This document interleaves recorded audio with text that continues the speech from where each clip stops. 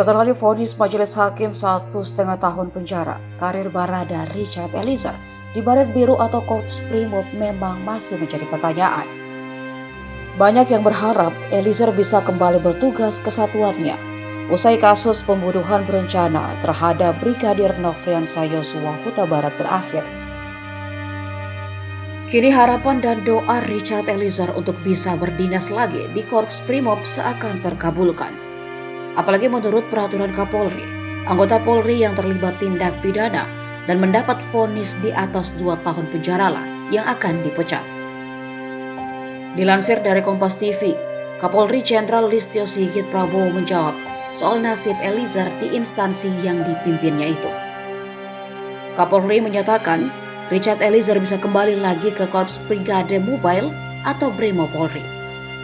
Namun Baradae harus menjalani terlebih dahulu sidang Komisi Kode Etik Polri karena terlibat dalam kasus pembunuhan berencana.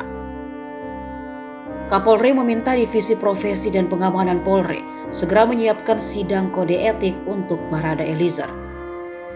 Adapun vonis Richard sudah bisa dikatakan inkrah atau berkekuatan hukum tetap, lantaran pihak kuasa hukum Barada Eliezer dan kejaksaan tidak melayangkan banding atas vonis hakim.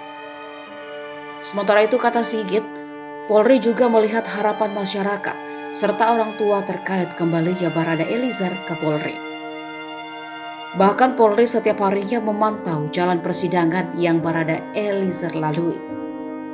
Sebelumnya, kuasa hukum terpidana Richard Eliezer, Roni Talapesi, menyatakan kliennya sangat berharap bisa kembali berdinas di Korps Brimob setelah divonis 1 tahun 6 bulan penjara.